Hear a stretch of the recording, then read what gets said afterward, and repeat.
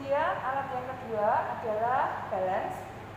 Balance ini tujuannya adalah untuk menyeimbangkan darah sebelum dilakukan pengolahan. Kemudian berikutnya ada plasma ekspresor. Plasma ekspresor ini yang konvensional, ada yang elektrik tapi kita akan menggunakan yang konvensional. Kemudian ada timbangan darah yang untuk menimbang darah nantinya. Kemudian ada perlengkapan yang lainnya, yaitu ini ada gelang karet. Gelang karet ini akan digunakan untuk mengikat selang kantong. Kemudian ini ada klem ini yang akan digunakan untuk ngeklem selang ketika komponen darah akan dialirkan. Kemudian ada stiker ini untuk labelisasi nantinya komponen yang dihasilkan. Kemudian ada alat tulis yang digunakan untuk mengidentifikasi komponen yang dihasilkan. Nah, ini untuk alat tulis yang kita gunakan adalah spidol dengan outline 70 atau permanen, supaya identifikasi yang sudah kita tuliskan tidak mudah hilang.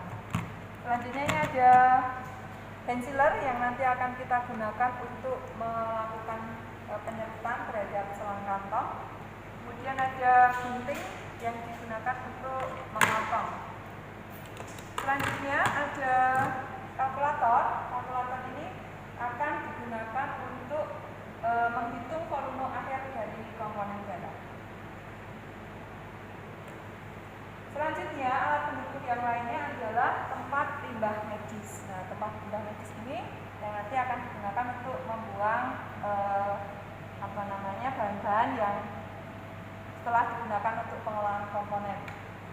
Kemudian ini ada kantong-kantong kosong. Nah, kantong kosong ini adalah untuk pengimbang ketika di balancing, darah di balancing kemudian tidak seimbang, maka dapat dibalancekan dengan penambahan baik kantong kosong maupun gelang karet hingga darah yang satu dengan yang lainnya balance. Baik, untuk selanjutnya kita akan menuju alat berikutnya, yaitu ada electric sealer. Electric sealer ini fungsinya adalah untuk memotong selang kantong atau memisahkan antara komponen yang dihasilkan, komponen yang satu dengan komponen yang lainnya. Sebelum digunakan akan kita on-kan dulu alatnya, ya, seperti itu. Nah, nanti setelah digunakan kita matikan kembali. Kemudian ini ada alat penyimpan darah, salah satunya ada blood bank. Blood bank ini untuk menyimpan packed red cell atau PRC. Kemudian jika kita melakukan pengolahan trombosit, maka alat ini namanya adalah platelet agitator untuk menyimpan trombosit. Selanjutnya kita akan memulai untuk pengolahan komponen darah dengan bahan darah dari kantong molekuler. Nah, sebelum dilakukan pengolahan, darah berasal dari pengambilan darah, kita simpan di suhu ruang. Jadi kita simpan di suhu ruang terlebih dahulu. Kemudian setelah itu alat yang akan kita gunakan harus kita siapkan terlebih dahulu. Nah, alatnya, refrigeratornya harus dihidupkan dulu. Ini dari sisi samping sini ada powernya. Nah, ini kita hidupkan dulu. Tak lupa kita pastikan dulu stop kontaknya sudah tersambung pada aliran listrik. Nah, indikatornya adalah lampu yang ada di alat ini akan hidup. Nah, kemudian sebelum kita gunakan, kita setting dulu sesuai dengan kebutuhan. Nah, yang pertama temperatur, kemudian kecepatan, kemudian waktunya. Nah, untuk temperatur, kecepatan, dan waktu ini disesuaikan dengan komponen yang akan kita buat. Karena kita akan mengolah darah dari kantong darah 2, maka suhu yang kita setting adalah 2-6 derajat Celcius. Kemudian kecepatannya kita dapat memilih sesuai dengan kecepatan yang kita inginkan. Nah, ini kita buat sesuai dengan manual book dari pabrik. Jadi kita dapat memilih waktu yang kita gunakan, kemudian putaran yang akan kita gunakan. Nah, untuk kecepatan putar 3000 GeForce, maka waktunya hanya 5 menit. Kemudian untuk kecepatan 1500 GeForce, waktunya 30 menit. Kemudian kita akan memilih waktu yang terpendek karena kita tidak akan membuat komponen yang lain, maka kita akan memilih komponen yang tercepat dengan pertimbangan lebih efisien, lebih efektif dan efisien untuk waktunya seperti itu. Baik, kita mulai dengan persiapan bahan yang akan kita gunakan. Sebelum dilakukan pemutaran, maka sampel darah harus kita siapkan terlebih dahulu. Kita cek identitasnya meliputi golongan darahnya, kemudian kapan tanggal pengambilannya. Tanggal pengambilan ini sangat penting sekali karena terkait dengan masa kadaluarsa dari komponen yang dihasilkan nantinya. Kemudian untuk selang kantong ini kita rapikan. Karena sudah dikarati seperti ini. Ini artinya sudah rapi, jadi tidak perlu kita bongkar lagi. Kemudian kita identifikasi untuk kantong satelitnya. Karena kita akan mengolah PRC dan LP atau FFP nantinya, maka di sini akan kita tulis dengan LP seperti itu. Akan saya tulis terlebih dahulu dengan menggunakan spidol dengan tulisan LP. Kemudian golongan darahnya B. Kemudian untuk tanggal pengambilannya adalah tanggal 19 September 2020. Nah, setelah diidentifikasi, kemudian dirapikan terlebih dahulu. Kemudian kita akan mengambil cup yang ada di dalam refrigerated centrifuge dan menekan tombol open. Ya, maka akan terbuka. Ini gambaran yang ada di dalam refrigerated centrifuge. Jadi ada cup. Nah, di sini ada cup plastik atau bowl. Ini bowlnya. Kemudian ini cup plastiknya. Nah, ini ketika memutar itu harus saling berpasangan seperti itu, sehingga kita akan mengambil 2 cup. Masukkan, maka kita timbang terlebih dahulu volume total darahnya ada berapa.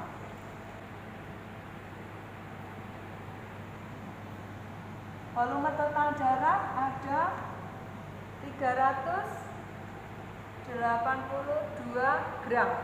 Ingat bahwa ini dalam bentuk gram. 380 gram. Kemudian kita catat nomor kantongnya di lembar kerja K5353675, golongan darahnya B, resus positif, kemudian tanggal pengambilan 19 September 2020 jam 9.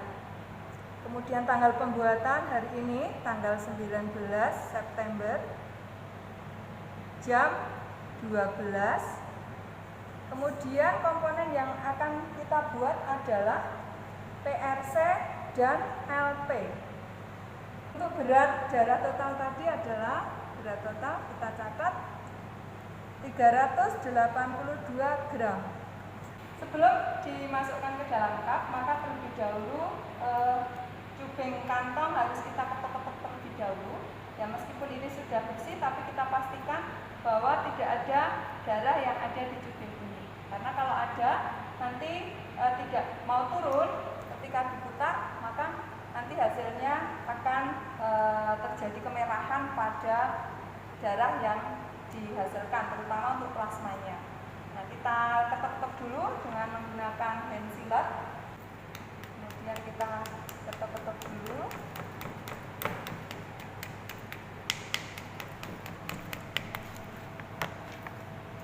Sudah turun semua. Kita masukkan. Dengan stiker ada di dalam seperti ini. Kita tutup, tujuannya supaya tidak rusak. Nah, sehingga kita tutup. Kemudian kita masukkan ke dalam cup. Kemudian selang kita masukkan ke dalam, kita rapikan.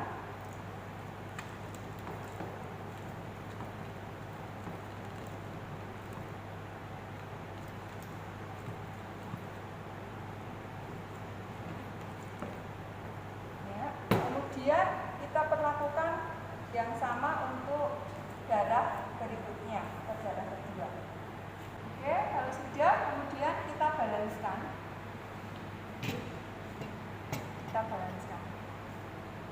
Jarum harus menunjuk angka 0, sehingga ketika belum 0 maka harus kita tambahkan pengimbangnya. Nah, karena terlalu jauh maka saya akan menggunakan potongan dari kantong darah. Potongan dari kantong darah. Sangat terlalu banyak. Kita gunakan yang lebih kecil.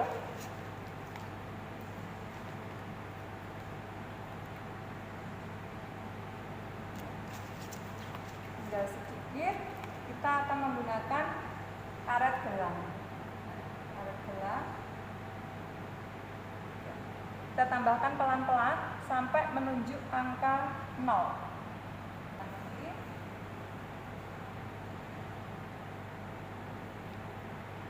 Nah, ketika sudah balance, nah ini harus betul menunjuk angka 0.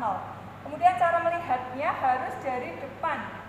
Harus dari depan, tidak boleh dari samping kanan, samping kiri, tetapi harus dari depan. Kemudian setelah itu kita rapikan, kita ambil, kemudian kita rapikan. Jangan sampai kebalik yang diletakkan. Oke, selanjutnya siap kita putar. Kemudian pastikan sebelum digunakan untuk memutar sampel, maka refrigerator centrifuge harus diputar terlebih dahulu dalam keadaan kosong, dengan suhu dan kecepatan putar sesuai dengan settingan yang akan kita gunakan. Nah, selanjutnya ini tadi sudah diputar kosong. Selanjutnya kita akan gunakan untuk memutar sampel darah. Nah, cara meletakkan itu harus sejajar satu sama lain. Nah, harus sejajar. Untuk cubingnya, cubing dari kantong itu sayap dari kantong harus sejajar dengan putaran. Kemudian diletakkan berhadap-hadapan seperti itu. Nah, ketika sudah, ya kita tutup. Pastikan tertutup rapat. Oke. Kemudian kita pilih, tadi kita akan menggunakan 300 GeForce selama 5 menit, suhunya 4 derajat Celcius. Maka saya akan menggunakan program nomor 8. Program nomor 8. Programnya, oke. Biarkan alat untuk berproses mempersiapkan diri. Selanjutnya, kita sudah pilih program nomor 8, kemudian langsung kita tekan start.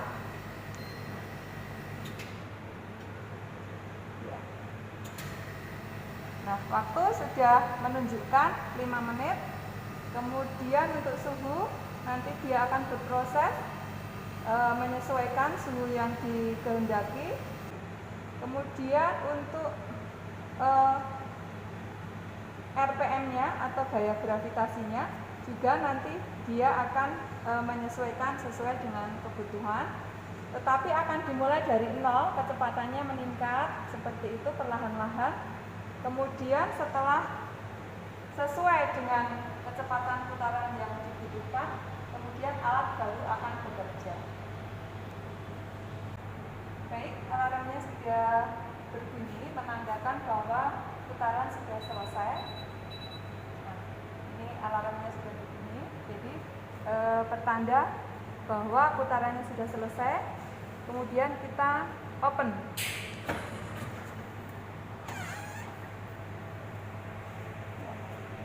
Kemudian kita angkat cardnya. Akan pisahkan satu per satu. Kemudian kita kembalikan untuknya. Kemudian akan kita pasang di plasma ekstraktor. Kemudian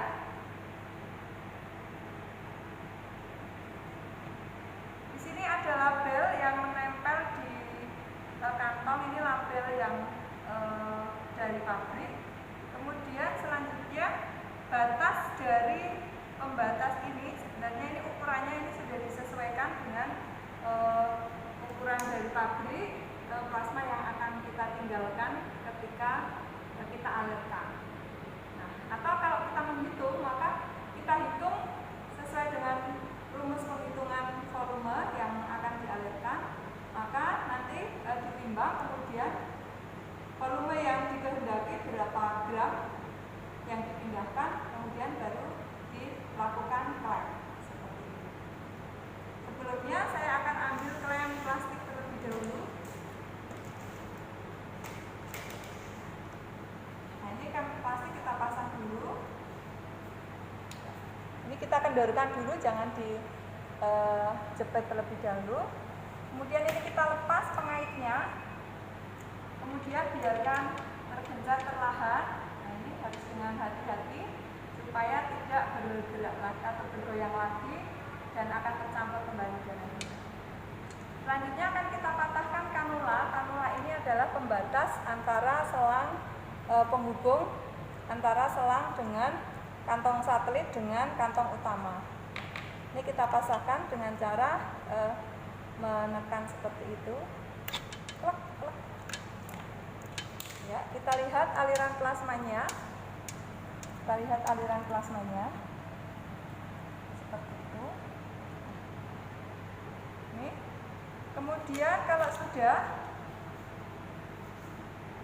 plasmanya sudah tertinggal sebatas dengan stiker, nanti kita klem. Ya, sudah. Kemudian kita klem. Selanjutnya kita lepas.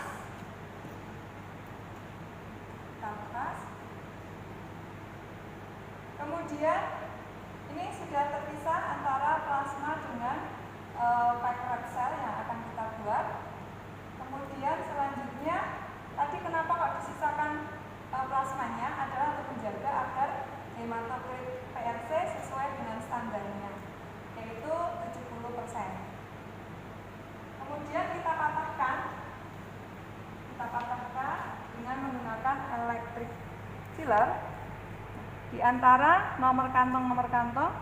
Kemudian kita masukkan, kita genjat. Kita sisakan nanti untuk keperluan uji silang serasi. Satu lagi. Oke.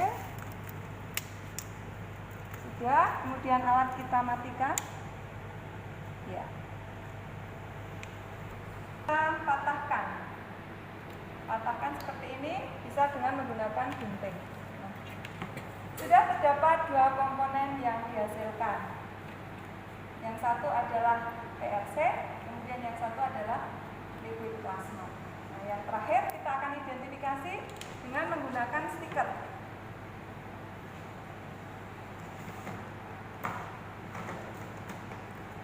Karena golongan darahnya B, maka saya ambil stiker yang warna merah. Kemudian saya akan identifikasi nomor kantongnya, kemudian tanggal pengambilannya, jam, kemudian tanggal kadaluarsanya. Karena kita menggunakan antikoagulan CPDA1, maka masa kadaluarsanya 35 hari. Sehingga untuk tanggal expirednya, karena bulan ini September sampai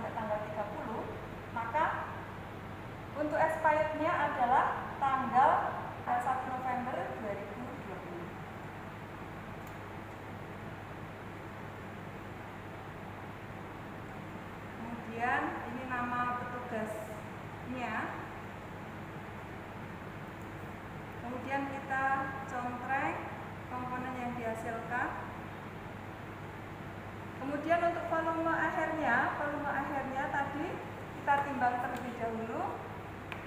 Kemudian nanti kita dari gram kita konversi ke mililiter. Hasilnya 113 gram. Nanti akan kita hitung dengan menggunakan rumus. Kita hitung di sini. Tadi berat plasma 113 gram. Kemudian kita konversi ke mililiter. Nah, hasilnya ada LP, kemudian dikurangi berat kantong dibagi dengan BJ plasma atau BJLP. Kemudian dikurangi dengan berat kantong. Jika berat kantongnya sama dengan 29 gram, dikurangi 29, kemudian dibagi dengan BJ plasma. BJ plasma 1,027. Kemudian kita hitung 29 ketemunya 84 dibagi dengan 1,027 ketemunya 81,79 mililiter. Kita bulatkan menjadi 82 mililiter. Ini adalah volume LP yang dihasilkan. Kemudian kita identifikasi volumenya 82. Ya, simpannya di 4 sampai 4 plus minus 2 derajat Celcius. Golongan darahnya B resus positif. Kemudian kita tempelkan di LP yang dihasilkan tadi.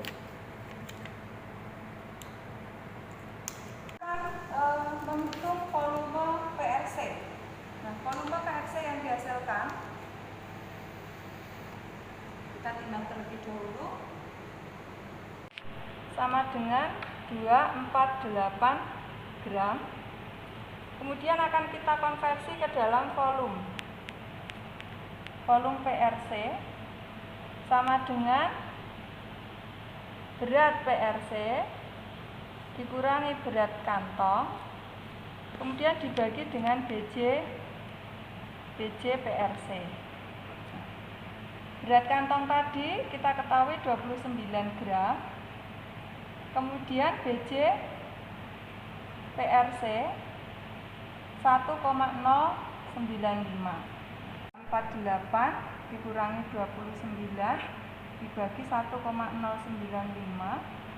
ketemunya adalah, kita hitung dengan kalkulator, 248 dikurangi 29 dibagi dengan 1,095, ketemunya 200 mililiter. Jadi inilah volume PRC yang dihasilkan. Nah, kemudian selanjutnya kita akan identifikasi PRC. Kita masukkan volume yang tadi sudah kita hitung 200 ml. Kemudian ini ada kadaluarsanya. Kemudian ini nama petugas, ini hasil IMLTD. Kemudian ini nomor kantongnya. Di belakang ada huruf A. Kemudian tadi di plasmanya ada huruf B di belakangnya. Nah, ini yang membedakan adalah kantong satelit.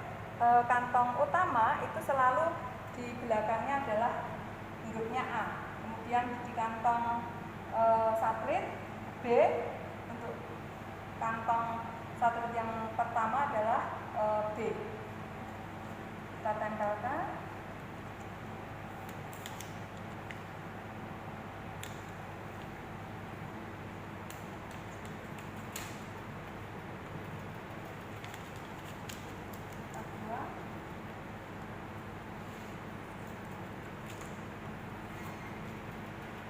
Jika sudah menggunakan barcode, maka barcode ini yang akan kita tempelkan di dalam label darah.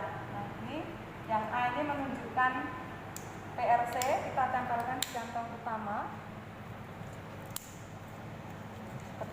kemudian yang B kita tempelkan pada kantong satelit atau kantong plastik. Kedua. Sekarang sudah jadi dua komponen, yaitu PRC yang ada di kantong utama dan juga LP yang ada di kantong satelit. Karena masa